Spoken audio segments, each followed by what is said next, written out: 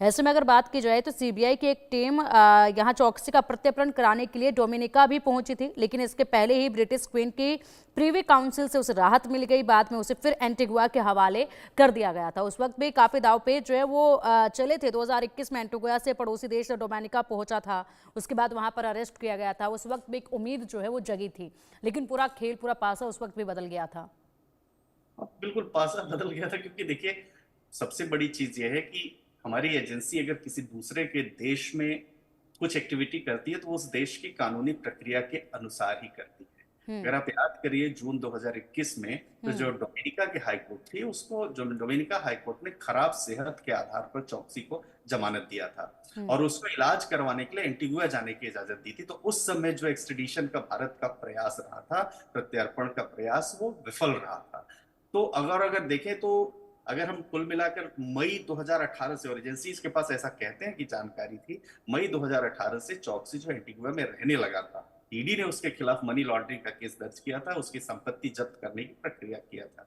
अब चूंकि वहां स्पॉट हो गया है, वहां मिल गया है, और कहते हैं कि कथित तौर पर फर्जी दस्तावेजों के जरिए वहां पर उसने एफ रेजिडेंसी कार्ड हासिल किया था। तो ये सब बातें हैं, लेकिन बेल्जियम देश का भी एक कानून है। हम्म। उस कानूनी व्यवस्था के तहत ही हमारी सरकार को और हमारी एजेंसीज को उस प्रक्रिया का पालन करना पड़ेगा। आपको याद हो, अगर हम तहव्वुर राणा के केस में देखें तो पहले जब मुकदमा चला था तो फर्स्ट जो कोर्ट थी यूएस की, उसने भारत के जो सबूत दिए गए थे 26/11 में तहव्वुर राणा के खिलाफ, उसको नाकाफी माना था। तो उसको भारत के केस में आरोप मुक्त कर दिया गया था। लेकिन हमारी एजेंसीज ने लगातार तमाम अपीलेट कोर्ट में जाते हुए प्रक्रिया को चालू रखा था, और वहां के जब टॉप कोर्ट ने माना, आखिरी जो उसकी दलील थी तहव्वुर राणा की वो खत्म हुई, तो फिर एक्सट्रेडिशन पर सरकार ने प्रक्रिया शुरू की। अब इसके बाद एक बात ये भी है कि किसी भी परिस्थिति में सब आखिरी कोर्ट तक आप पहुंच भी जाते हैं तो फाइनली कुछ डिप्लोमेसी का या कोई और जो बातें हैं वो बहाना देकर वहां की सरकार भी रोक सकती है।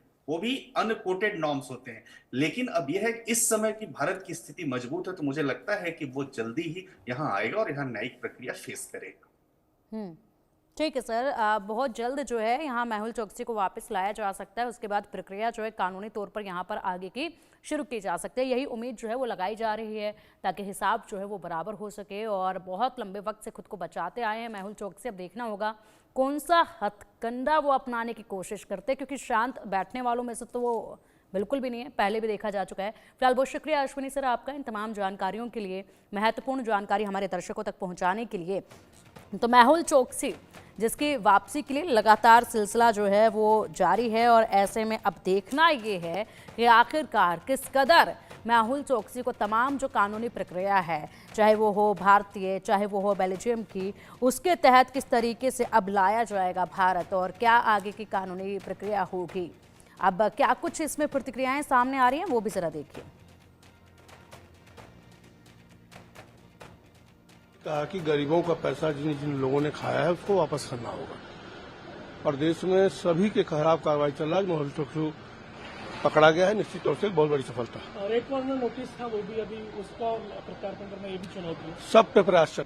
अगर गिरफ्तारी हुई है तो अभी तो ऐसे कितने लोग जो है वो बाकी है।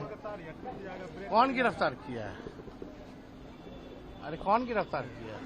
सीबीआई के सूत्रों पहले आपको खबर देख लेने दीजिए। सीबीआई के सूत्रों से खबर मिली है कि जब तक हम अपने आंख से देख नहीं लगते, पुष्टि नहीं हो जाती, तब तक हम क्या कमेंट करें। अभी तो आप लोग, अभी तो आप ही को नहीं यकीन है। हम तो आपसे पूछ रहे कौन गिरफ्तार किया है।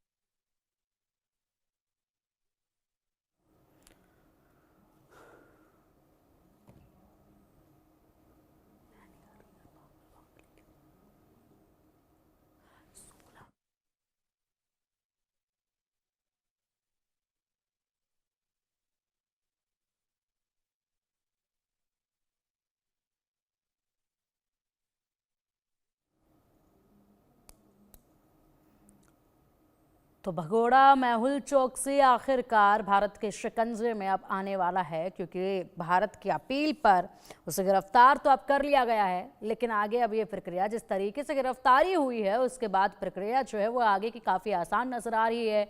यानी कि बिल्कुल भी अब ये कहना गलत नहीं होगा कि बहुत जल्द मेहुल चौकसी को भी भारत में देखा जाएगा, जब उसके ऊपर कानूनी तमाम धाराओं के तहत जो है वो कार्रवाई शुरू होगी। और लगातार छिपते छिपाते जो एक देश से दूसरे देश में भाग भागता फिर रहा था भगोड़ा मेहुल चोकसी आखिरकार अब जब पहुंचेगा भारत लंबे वक्त के बाद तो बेहद से हिसाब हैं जो बराबर किए जाने हैं और तमाम जो घोटाले किए हैं उनका हिसाब, उनका लेखा जोखा जो है वो लिया जाना है। देखना ये होगा कि कितना वक्त आखिरकार इस पूरी प्रक्रिया में लग जाएगा।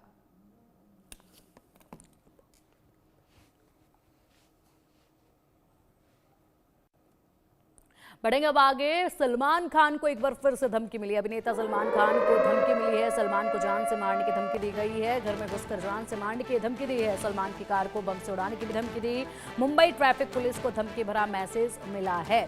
तो मुंबई ट्रैफिक पुलिस को धमकी भरा मैसेज दिया गया है एक बार फिर से। और न जाने ऐसे कितनी ही बार जो है सलमान खान को मारने की धमकियां अब तक मिल चुकी हैं।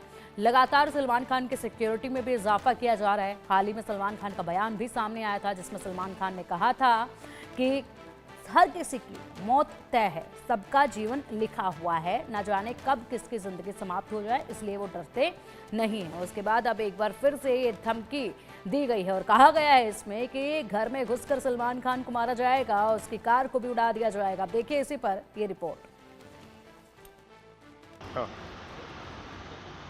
इस वक्त मुंबई के वर्ली पुलिस थाने के बाहर हम मौजूद हैं और सलमान खान की जो धमकी को लेकर जो मैसेज आया था, यह मैसेज जो है मुंबई ट्रैफिक पुलिस को आया था। ट्रैफिक पुलिस जो है इसी वर्ली पुलिस थाने के जुडिक्शन में आती है।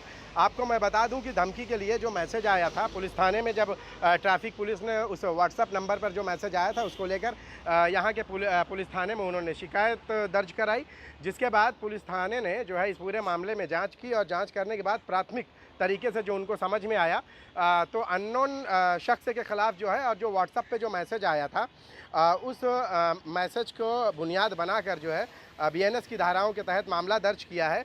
आपको मैं बता दूं कि चूंकि मामला सलमान खान से जुड़ा हुआ है, इसलिए मुंबई पुलिस किसी भी मामले को ना हल्के में ले रही है और ना ही लापरवाही कर रही है। इससे पहले भी जो है कई मामले इसी तरह से जो है आए, हालांकि उन मामलों में ऐसा समझ में आया कि जो मैसेज आए थे वो अफवाह या झूठ पर आधारित थे। इसी वजह से जो है पुलिस उन मामलों में आरोपियों को गिरफ्तार भी की है। ऐसा नहीं रहा है कि गिरफ्तारी नहीं हुई, लेकिन असल में जो धमकी या मारने या किसी भी तरह की कोई चीज़ रही है वो नहीं थी। अब इस मामले में चूंकि सलमान खान का मामला रहा है, इसलिए पुलिस इस मामले में FIR दर्ज करके पूरे व्हाट्सएप मैसेजेस इन सब को खंगाल कर उनकी तफ्तीश कर रही है। Shahid Ansari, India news, Mumbai.